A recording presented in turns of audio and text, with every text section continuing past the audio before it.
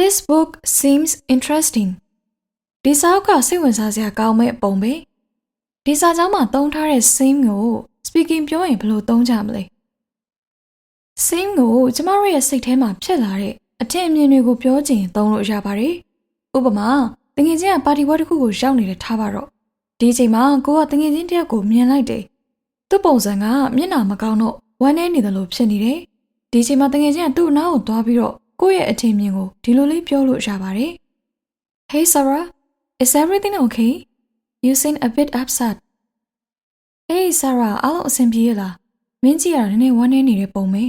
။ဒီဥပမာမှာဆိုရင်တငယ်ချင်းက Sarah ခံစားနေရတဲ့ခံစားချက်ကိုခံမှန်းပြီးတော့ပြောလိုက်တာပါ။ Sarah တကယ်ဝမ်းနည်းနေတာဟုတ်လားမဟုတ်ဘူးလားဆိုတာမသိကြပေမဲ့သူ့ရဲ့ပုံမှန်တွင်မြင်ကိုကြည့်ပြီးတော့မှကိုထင်တာကိုပြောလိုက်တာဖြစ်ပါတယ်။ဒါကြောင့် seem ကိုကျမတို့အနေနဲ့ပုံမှန်တွင်မြင်ဒါမှမဟုတ်အခြေအနေတစ်ခုကိုကြည့်ပြီးတော့ကိုယ့်ရဲ့စိတ်ထဲမှာပေါ်လာတဲ့အထင်မြင်ကိုပြောတဲ့အခါမှာသုံးလို့ရပါတယ်။ပို့ပြီးတော့နားလည်သွားအောင်နောက်ထပ်ဥပမာလေးတွေထပ်ပြီးတော့ကြည့်အောင်နော်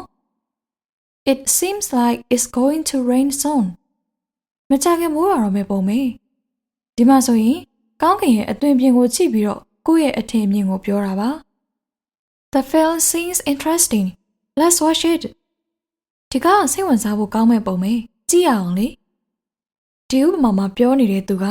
သူသိထားတဲ့ဒါမှမဟုတ်ကြားထားတဲ့အကြောင်းအရာတွေပေါ်မှာမူတည်ပြီးတော့ရုပ်ရှင်ကစိတ်ဝင်စားဖို့ကောင်းကြောင်းသူထင်တာကိုပြောနေတာဖြစ်ပါတယ်။ဒါကြောင့် seem ကိုအသုံးပြုတဲ့အခါမှာသတိထားရမှာက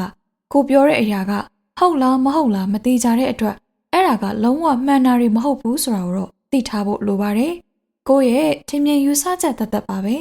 ။ကြည့်ရဆိုရင်တော့ seem ကို speaking ပြောရင်ဘယ်လိုပြောရမလဲဆိုတာသိသွားပြီထင်ပါတယ်။နောက်ဗီဒီယိုတွေမှာဘယ်စကားလုံးတွေရဲ့အသုံးပြုပုံကိုသိကြလဲဆိုတာcomment မှာရေးသွားပေးလို့ရပါတယ်ရှင်။ဒီဗီဒီယိုကတော့ဒီလောက်ပါပဲ။ See you all again in the next video. Bye bye everyone.